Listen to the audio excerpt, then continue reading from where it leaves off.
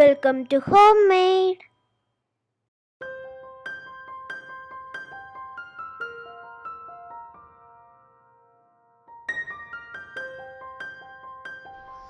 Hello welcome to Homemade. ഞാൻ രമ്യ സുർജിത്ത്. ഇന്ന് ഞാനൊരു വെറൈറ്റി ആയിട്ടുള്ള ബ്രേക്ക്ഫാസ്റ്റ് ആണ് കാണിച്ചു തരാൻ പോകുന്നത്. ബ്രേക്ക്ഫാസ്റ്റ് എല്ലാവരും ആവശ്യപ്പെടുന്ന ഒന്നാണ്. കാരണം എന്നും വെറൈറ്റി ആയിട്ട് എന്താ ചെയ്യാൻ പറ്റുന്നതെന്ന് എല്ലാവർക്കും ഒരു കൺഫ്യൂഷൻ ഉണ്ടാക്കുന്ന കാര്യം. നമ്മൾ തലേദിവസം തന്നെ ആലോചിക്കാൻ തുടങ്ങും എന്താണ് നാളെ രാവിലെ ഉണ്ടാക്കേണ്ടതെന്നുള്ളത്. അപ്പോൾ ഇന്ന് കാണിച്ചു തരുന്നത് ഒരു വെറൈറ്റി ആയിട്ടുള്ള മൈദ ദോശയാണ്. മൈദ എല്ലാവർക്കും ഇഷ്ടപ്പെടണമെന്നില്ല. അപ്പോൾ മൈദയ്ക്ക് പകരം നമുക്കിത് ഗോതമ്പ് പൊടി വെച്ചിട്ടും ചെയ്യാം. പിന്നെ ഇത് കുട്ടികൾക്കായിരിക്കും കൂടുതൽ ഇഷ്ടപ്പെടുക. ഞാൻ ഇതിനകത്ത് ചീസൊക്കെ ചേർത്തിട്ടാണ് ചെയ്യുന്നത്. അപ്പോൾ ഒരു വെറൈറ്റിയാണ്, പെട്ടെന്ന് തന്നെ ഉണ്ടാക്കിയെടുക്കാം. കുട്ടികൾക്ക് കൊടുക്കാനായിട്ട് എല്ലാ കുട്ടികൾക്കും ഇഷ്ടപ്പെടുന്ന ഒരു ബ്രേക്ക്ഫാസ്റ്റാണ്. അപ്പോൾ എല്ലാവരും ട്രൈ ചെയ്ത് നോക്കണം. അപ്പോൾ നമുക്ക് എങ്ങനെയാണ് ഈ ഈസി ആയിട്ടുള്ള വെറൈറ്റി ബ്രേക്ക്ഫാസ്റ്റ് ഉണ്ടാക്കുന്നതെന്ന് കണ്ടിട്ട് വരാം.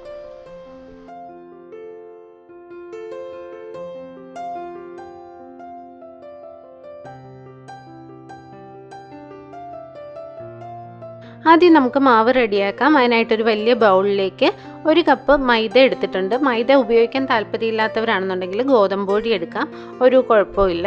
അതിനകത്തേക്ക് ആവശ്യത്തിന് ഉപ്പ് ചേർത്ത് കൊടുക്കാം. ഇനി നമുക്ക് എരിവിനായിട്ട് നമ്മൾ ചേർക്കുന്ന മുളക് പൊടിയും പച്ചമുളകും ഒന്നും അല്ല, നമ്മൾ ചതച്ച മുളകാണ് ചേർക്കുന്നത്. അപ്പോൾ അതിൻ്റെ കളറും ഒക്കെ ഒരു വ്യത്യാസം ഉണ്ടാവും, ടേസ്റ്റിലും കുറച്ച് വ്യത്യാസം ഉണ്ടാവും. പിന്നെ നമുക്കൊരു 1/4 കപ്പ് മല്ലിയില ചെറുതായിട്ട് അരിഞ്ഞ് ചേർത്ത് കൊടുക്കാം. മല്ലിയില ഇല്ലെങ്കിൽ വേപ്പില ചെറുതായിട്ട് അരിഞ്ഞ് ചേർത്ത് കൊടുത്താലും മതി, മുറിച്ചിടണം, അതാ നല്ലത്. പിന്നെ നമുക്ക് ഇതിനകത്തേക്ക് 1/2 കപ്പ് മൊസറല്ല ചീസ് ഗ്രേറ്റ് ചെയ്തത് ചേർത്ത് കൊടുക്കുന്നുണ്ട്. ഇതില്ലാന്നുണ്ടെങ്കിൽ കുഴപ്പമില്ലെങ്കിലും ടേസ്റ്റ് കൂടുതൽ കിട്ടണമെങ്കിൽ നമ്മളിതിനകത്ത് ചീസ് ചേർക്കുന്നതാണ് നല്ലത്. അപ്പോൾ കുട്ടികൾക്കൊക്കെ കുറച്ചുകൂടി ഇഷ്ടമാവും ചീസ് ചേർത്താൽ. താല്പര്യം ഇല്ലാത്തവർക്ക് ഒഴിവാക്കാം കേട്ടോ. പിന്നെ പകരം വേണമെങ്കിൽ നെയ്യ് ചേർത്ത് കൊടുത്താൽ മതി. പിന്നെ ഒരു 2 കോഴിമുട്ട ഇതിനകത്തേക്ക് ചേർത്ത് കൊടുക്കുന്നുണ്ട്.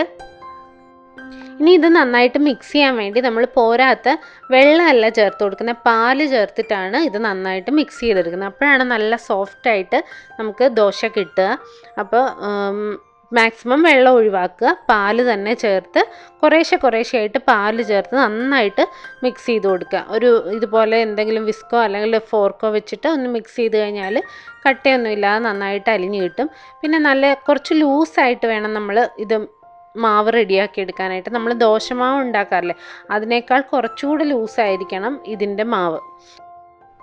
അപ്പോൾ കുറേശ്ശെയായിട്ട് പാല് ചേർത്ത് കൊടുക്കുക. 1 മുതൽ 1.5 കപ്പ് വരെ പാല് നമുക്കിതിന് വേണ്ടി വരാം.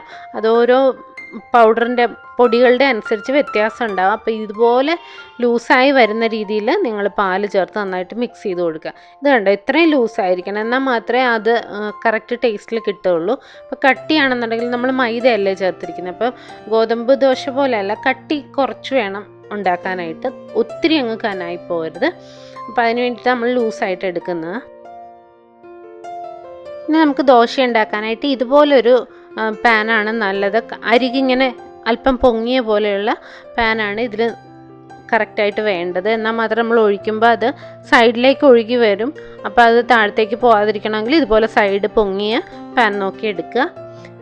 പാൻ ഒന്ന് ചൂടായി വരുമ്പോഴേക്കും അതിനകത്തേക്ക് ഇതുപോലെ 1-2 സ്പൂൺ മാവ് ഒഴിച്ചു കൊടുക്കുക. ഇതങ്ങനെ നമ്മൾ ദോശ പരത്തുന്ന പോലെ പരത്തി കൊടുക്കണ്ട. ഇത് ഒഴിച്ചതിന് ശേഷം ആ പാൻ ഒന്നെടുത്ത് ചുറ്റിച്ചാൽ മതി. അപ്പോഴേക്കും കറക്റ്റായിട്ട് എല്ലായിടവും സ്പ്രെഡായി വന്നോളും. പെട്ടെന്ന് തന്നെ വെന്ത് കിട്ടും. ഒരു മീഡിയം ഫ്ലെയിമിൽ വെച്ചാൽ മതി, അധികം തീ കൂട്ടി കൊടുക്കേണ്ട കാര്യമില്ല. അതിന് ശേഷം നമുക്ക് ഒരു സൈഡ് മൂത്ത് കഴിയുമ്പോഴേക്കും മറിച്ചിട്ട് കൊടുക്കാം. മറിച്ചിട്ട് കഴിഞ്ഞാൽ ഒരല്പനേരം കൂടെ വെക്കണം, കാരണം നമ്മൾ അതിനകത്ത് ചീസ് ചേർത്തിട്ടുണ്ടല്ലോ. ആ ചീസൊക്കെ നന്നായിട്ടൊന്ന് മൊരിഞ്ഞ് വരാൻ വേണ്ടി ഒരല്പനേരം കൂടെ വയ്ക്കാം. കരിഞ്ഞു പോകാതെ നോക്കണം, തീ അധികം കൂട്ടാൻ പാടില്ല. അപ്പോൾ മറ്റേ സൈഡും കൂടെ നന്നായിട്ട് മൂത്തതിന് ശേഷം നമുക്ക് എടുക്കാവുന്നതാണ്. അപ്പോൾ ചൂടോടെ കഴിക്കണം ഇത്. അപ്പോൾ നല്ല ചീസൊക്കെ മെൽറ്റായിരിക്കുന്നതുകൊണ്ട് നല്ല ടേസ്റ്റ് കിട്ടണമെങ്കിൽ നല്ല ചൂടായിട്ട് തന്നെ കഴിക്കുക. ഇതിന് പ്രത്യേകിച്ച് കറിയുടെ ഒന്നും ആവശ്യമില്ല, കറിയില്ലാതെ തന്നെ നല്ല ടേസ്റ്റി ആയിട്ട് കഴിക്കാം. കാരണം നമ്മൾ ഇതിനകത്ത് ചീസും അതുപോലെ തന്നെ മല്ലിയില ഒക്കെയാണ് ചേർത്തിരിക്കുന്നത്, പാലും മുട്ടയും എല്ലാം ഉണ്ടല്ലോ. അപ്പോൾ നല്ല ഫ്രഷ് ചൂടായിട്ട് തന്നെ ഉണ്ടാക്കി പെട്ടെന്ന് തന്നെ കഴിക്കാം. ഏറ്റവും എളുപ്പമല്ലേ ഇത് ഉണ്ടാക്കാനായിട്ട്. അപ്പോൾ എല്ലാവരും ട്രൈ ചെയ്ത് നോക്കുക. ഇഷ്ടപ്പെട്ട നമ്മുടെ ചാനൽ ലൈക്ക് ചെയ്യാനും സബ്സ്ക്രൈബ് ചെയ്യാനും കമൻറ്റ് ചെയ്യാനും ഷെയർ ചെയ്യാനും ഒന്നും മറക്കരുത്. പുതിയ വീഡിയോസായി വീണ്ടും കാണാം.